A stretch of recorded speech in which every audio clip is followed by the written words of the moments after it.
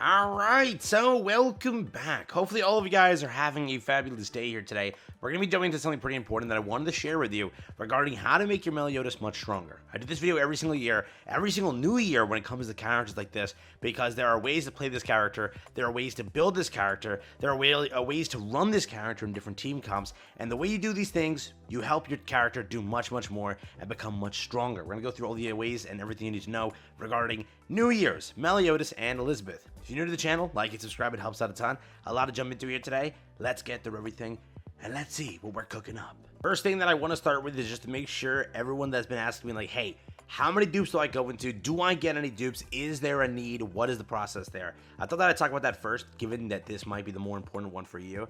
Yes.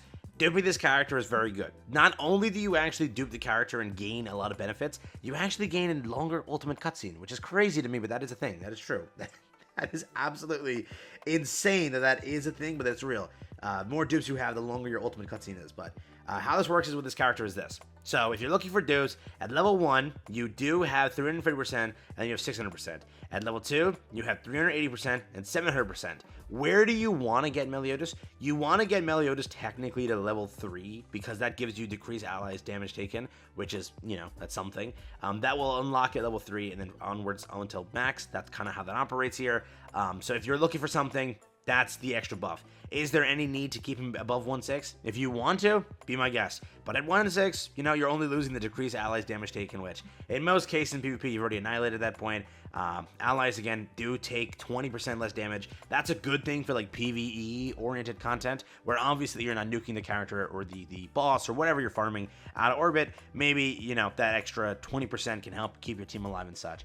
So for farming and other, like, PvE-oriented activities, this is cool, but it's mainly a 3/6 we want to get to. Up to you if you want to do that. Obviously, all free-to-plays can't do that, so just making it clear, 3/6 is the highlight, but it's a great 1/6. So get it at least 1/6. Yeah, basically, get the one copy. Beyond that, how do you want to build this character set over here? Elizabeth and Meliodas, first off, are not using UR gear from Meliodas or Elizabeth. How that operates is, I can build myself a nice Elizabeth armor set. Whoops, I can't transfer that to Elizabeth because no. They are a different unit, they're their own unit, so that's how that's going to operate, meaning you have to build a brand new gear set for them. When it comes to the gear set, I've seen HP defense be the #1 requirement. No, I think it's attack crit. Attack crit damage is the #1. If you're farming PvE content and anything associated, attack crit is always the way to go.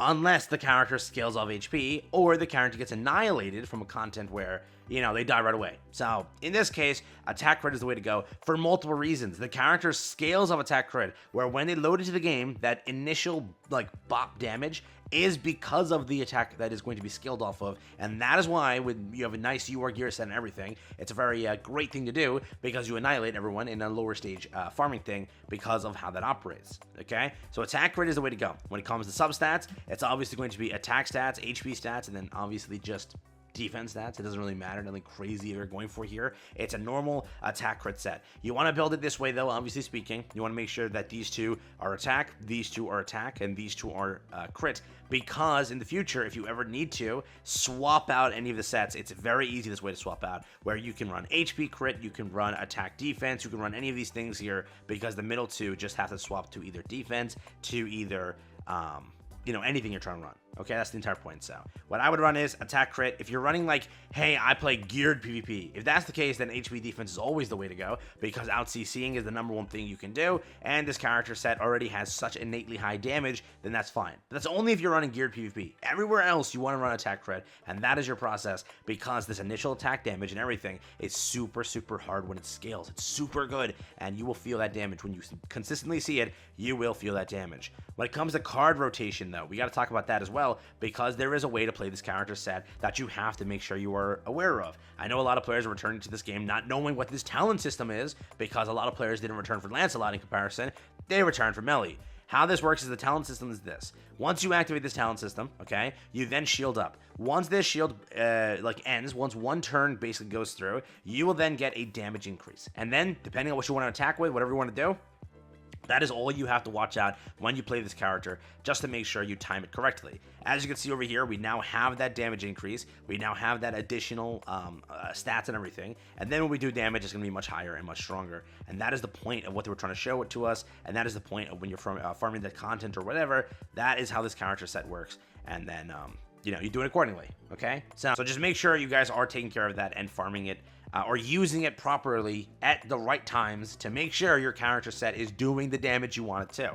Make sure also you pick up the extra little headpiece over here, extra CC, extra HP that is there. Obviously, picking up, versus a free-to-play or a whale or whatever, there's going to be players that already have costume sets. If you want to make these characters stronger, costume sets are always the way to go, but I'm not going to say anything there. Players also forget about this system, but yes, remember, you do increase combat class and everything through systems like this, through True Awakening, through other things associated. So if you would like to ever do those things, remember, they exist. When it comes to team building, building this Meliodas with a team is so detrimental to the character because in some teams, they're fodder. In some teams, they are super, super strong and super, super deadly. So make sure when it comes to team building, you plan accordingly and do everything properly. And for example, here you go. But yes, when it comes to team building, this is going to be a big thing for this character because this character can be run in multiple different teams. When it comes to Meliodas and it comes to Ellie, you have Sin's team as a option, you have Demon team as an option, you have Ghana's team as an option. It now depends on what you want to run. Ghana's team is theoretically more tanky because he does pick up more of a damage decrease buff. You have more of a maybe attack-based team when it comes to Demons because he does pick up more of an attack-based buff there. It's kind of just depends on how you want to run things and how you want to do things here. But when it comes to Demon team, there's a lot of great things you can use and a lot of things you can go for. First things first, bench unit. You have between Red Chandler, Green Chandler, and Cusack. Those are options. They are all buffers for the Demon team. I see people try Sigurd here and there on different teams as well that you can definitely use as your bench unit. When it comes to the side units, you have Demiurge, you have Gelda, you have Demon King, you have Halloween Estarossa. You have a lot of different picks. Between these characters, go and amass a team that you can build, a team that you can run, and there are different comps associated, but they all are very powerful. Demon team is probably one of the stronger ones. I then think Sins and then Goddesses, maybe. That's just my hot take of the century, but I do think the Demon team is very fun and very, very powerful. So depending on who you have to put towards this team, the bench unit is kind of static. It's between maybe the ones that I listed, Chandler, Cusack, Chandler, and then what is it? I've seen people do, Sigurd if you have him. Then when it comes to the other two, between Demiurge, Gelda, between Hestarossa, between Demon King Zeldris, between those things, right? This Demon King over here, those are picks you can go for when it comes to that. When it comes to Sin's team, I've seen a very good Sin's team run too. More of the Sin's team that I've been seeing is like LRDN. They run LRDN. They run like Go Through for the rank ups. They run Infinity Merlin because Infinity Merlin is the bench for Sin's team because of her relic and everything, and she does really buff very well with that. So when it comes to that team, you can run that as well, or just any Sins in general. You want to run Escanor? Escanor's there. You want to run, maybe one of the Kings? King is there. There's a lot of different characters to go for when it comes to Sins team. A lot of great ones as well that kind of work very good with Meliodas and Ellie, especially with her protect or their protect, and especially with the stats they have. So that is there as well. When it comes to Goddess team, bit of a lesser pickup that I've seen most players run, but when it comes to that team as well, you can go for a lot of great teams. You have Meli plus Mael. All right, Mael in the corner watching a nightmare unfold in front of him when it comes to the other two.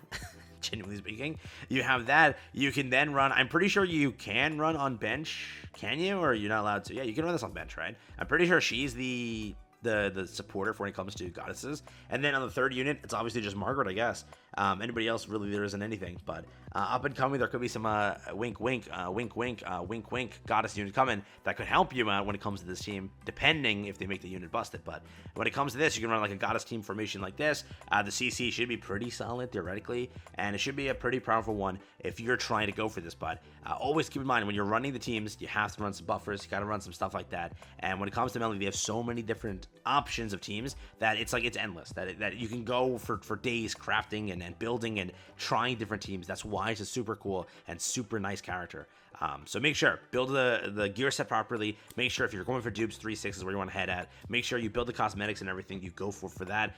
Make sure if you are going 900 into the banner, pick up that extra cosmetic. Make sure to pick up the headpiece. Make sure to also build the team correctly, build the gear sets correctly, attack crit, use the talents correctly. Make sure you proc that in instances when you need that extra damage. Don't be procking it when the bird is going to hit damage cap right now. Meli's going to hit damage cap regardless. Make sure you plan talent accordingly when it comes to matches, when it comes to content like that, and you learn, okay, like this point, he's going to have damage cap. Why activate the talent one turn early? I'll activate the talent this turn, when next turn he doesn't have a damage cap, allowing Meli to do this. Yeah? That's going to be things you have to also keep in mind when it comes to using this character. Obviously, the character has a revive. When that kicks off, that automatically gives you the buffed up state, but you have to also realize you just use the revive. So always plan accordingly when it comes to the character's kit and things associated. When it comes to the character's association, I already talked about these things, but it's basic as hell. Go Sariel, Tarmiel if you need the survival, go whatever. There's no real association, just a Roma melee. It's the normal graces and such. Right? No demon. I think that we don't have one. We had the human one for Roxy. Unknown, I think, is tier. Do we have a demon one yet? I have no idea. But for right now, that's there. So hope you guys enjoyed the video. Quick one regarding team building, character thing, and how to make your melee much, much stronger versus what you've been running. Take care. Have fun.